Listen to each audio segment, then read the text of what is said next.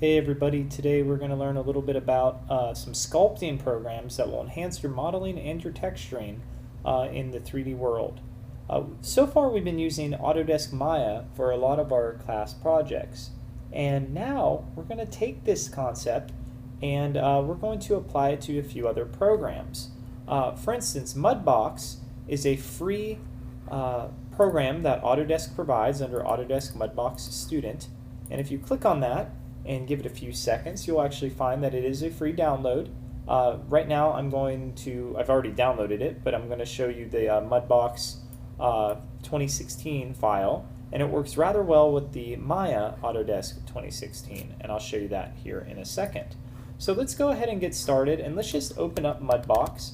Now Mudbox is primarily meant for sculpting on objects and sculpting on meshes. So when you open up Mudbox, when you download it, it'll actually allow you to use a file like the controls like Maya. So make sure you set it to that. For now, we're going to just navigate some of these things. You'll see the videos right here. These are really great videos to watch. I have my controls set up to Maya, so the Alt left click, the Alt right click, the Alt middle mouse button will all work. It comes with preset geometry, such as spheres and whatnot. So let's use this tree stump. That looks kind of fun. And I'll use my Alt key to navigate around it. And again, if you have a tablet or a Cintiq, this works rather well. Now, what can we do in Mudbox? Well, we can do a lot of things. For instance, we can paint textures, and we can paint depth and sculpt almost like clay, and using clay tools a lot better than the sculpting tool in Maya can do. So let's get started on this. To begin, we have to think about levels of depth. Right now there are 3 levels of polygon dimension here, and you know it will work if I get my sculpt tool here and I begin to sculpt on it. It will start to manipulate it. One of the things I need to remember is I need to move the size of my brush. So if I want to make my brush bigger, I can go in there, and if I want to make the strength bigger, there we go. Now we have some sculpting. The hotkeys for size are B and your left mouse button, and click and drag the mouse with both of those buttons hold down. And strength is M. M is in my name, Matt. And strength will allow you to really go to town with it. Let me just crank it way up so you can see what happens. Ooh, you can really push and pull these things. So those are all very important hotkeys, and you're going to want to learn those as you work in this program. So let's go ahead and get started, and let's think about divisions. If I do mesh and I play with divisions, this would be like using the smooth tool in Maya. Now the shortcut is Shift D. So Shift D is your shortcut. If I hold Shift D here, it's going to keep adding dimensions and make the mesh base more dense. Now right now we're almost to 4 million polygons. That's pretty intense. You can see when I paint now, I get a lot smoother of a line. So now this really opens the world of Mudbox up for us. So we can not only sculpt, but we can pinch, we can flatten, we can play with areas, we can imprint things, we can scrape. If we're just using the sculpt tool, if you just click and drag on it, it will actually make extrusions. If you hold the control, not the command, but the control key, will actually make indentions, so imprint into the scene. Some really amazing stuff. What really is cool though is the options for brushes. So we'll start with the stamp brushes. If I take a stamp brush, and in this case it's like a leaf, and I make my brush bigger using the B key, what I can do is, let me zoom in here, is actually imprint, like clay, these leaves on my object. And I don't know about you, but I think that's a pretty cool thing. I can also add other imprint items, like these scratches. So you can have like a bear scratching the tree. We can hold the control key down and it will actually imprint them in. And we can also do things like, this is kind of like cool root system kind of thing to it. So if we grab it, we can kind of see what's going on in there. Lots of options in here to really add texture and whatnot. So again, a lot of something to think about or lots of things to think about when you're kind of trying to creatively sculpt something or creatively work with with an object. So you can see we can do so much pretty amazing things in here. All right, let's move forward on this. So that was our stamp tool, and our stamp tool will just turn off there. Our stencil tool does a similar thing, but it'll actually use images. So again, it will load an image and then allow me to use my sculpt tool to paint on top of that stamp. Now I have the, there you go, you can see it's painting the lines of the stamp. You want to make sure that your strength is not too harsh, just want it to be ever so slightly there. You can paint in the round, and I just use my Alt key to rotate, and you can get some really amazing effects. Now the cool thing about the stencil tool is the vast amount of textures and whatnot you can pull into the scene. To model this in Maya would be not impossible, but darn near well impossible. And again, just to get this look is really quite amazing. You can overlap, you can play with strength, you can do all sorts of things. It gives you a little hotkey. The Q tool will actually hide that and allow you to still kind of go back to your other tool. But the best part about this is what we can do is actually turn these into normal maps. Using the UV and map tool selection and extract texture maps, I'm going to go to new operation. Now after I do this, I'm going to select the word normal map, and I'm going to go ahead and type norm and hit the word extract. If you do not name it, it will not work. It's going to run through it, and when you're done, there it is, running through, calculating. We're going to get our normal map.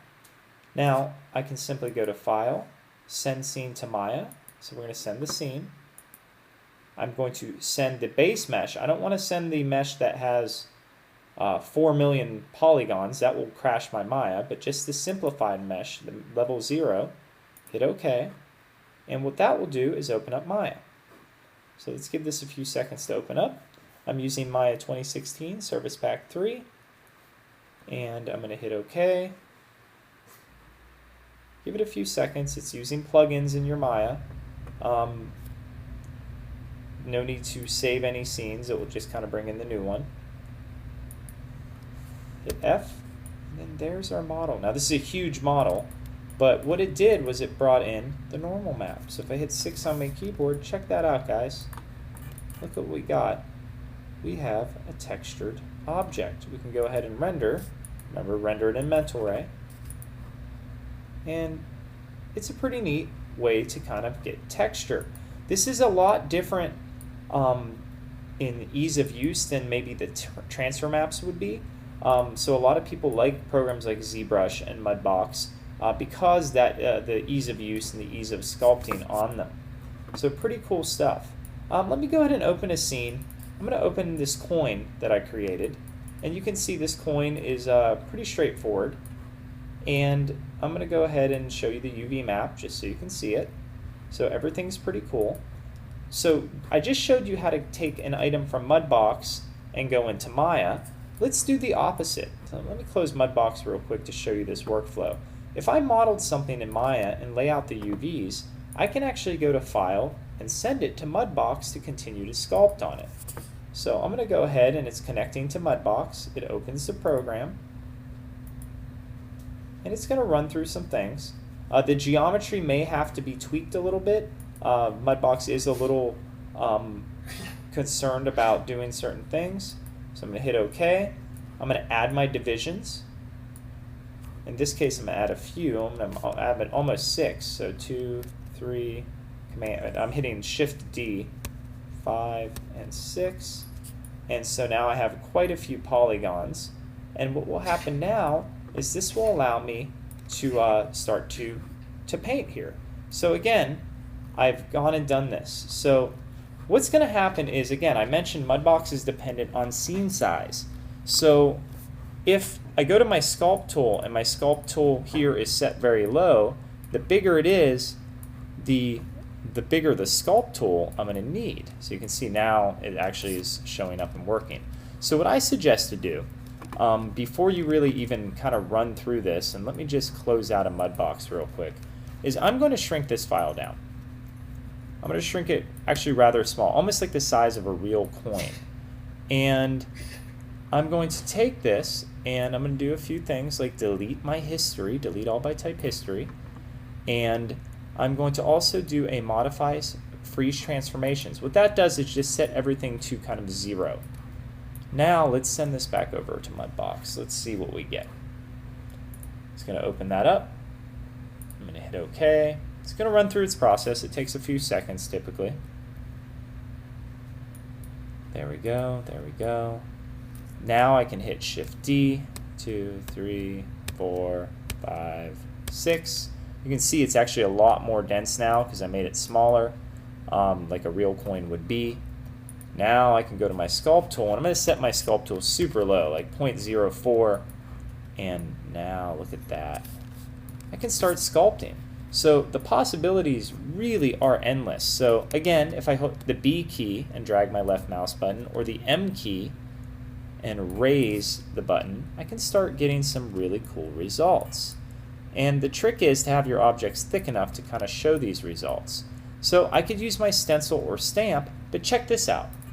I'm going to go ahead and I'm going to use my own custom image. So I'm going to go to the top here and I'm going to zoom out and I'm going to import a coin file that I found.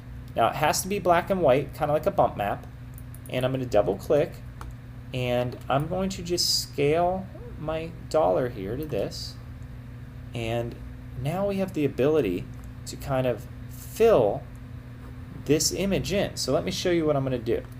I'm going to go ahead and go to Sculpt, and I'm going to just start painting over. Now this is going to be too much strength, so almost like a 0.02 probably will be good. So B, zoom up that brush. Look at that, guys. Absolutely amazing. So it will actually use that image and create what appears to be a really detailed model of a coin. And this is all through texturing. In this case, it's actually doing almost like an interactive displacement map.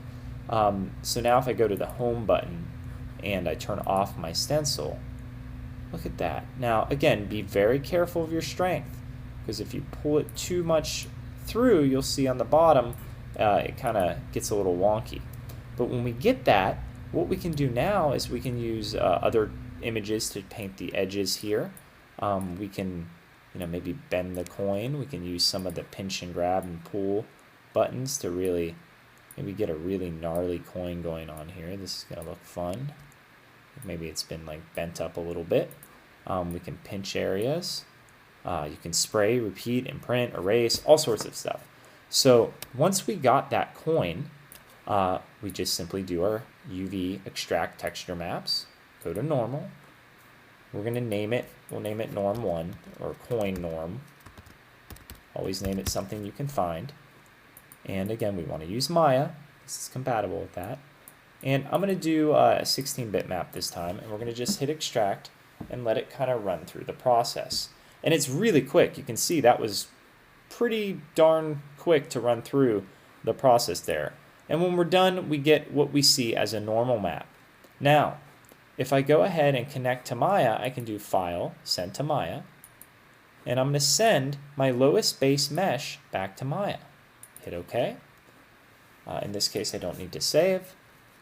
Focus, and now what we've got is a new shader with, you guessed it, a nice normal map in there. So if I hit 6 on my keyboard, what you'll see is my normal map. Now, I went a little crazy with the edges, so what I most likely would have to do now is use some of my trickery in Maya to kind of work these edges out a little bit. Pull them in, kind of adjust them a little bit. And eventually I would be able to like knock those out to make them look better. But overall, a pretty nice looking coin. look at it from kind of a distance. Now, if this isn't strong enough as a normal map, remember you have functions that will help you with the distance. Again, either way. And that's it. So you don't need to use this on your project. It's just something really cool for you guys to see that's out there. I'll do more tutorials on this. I just want to start getting your brains going and thinking about really amazing stuff you can do with 3D sculpting. Thanks, guys. Have a good one.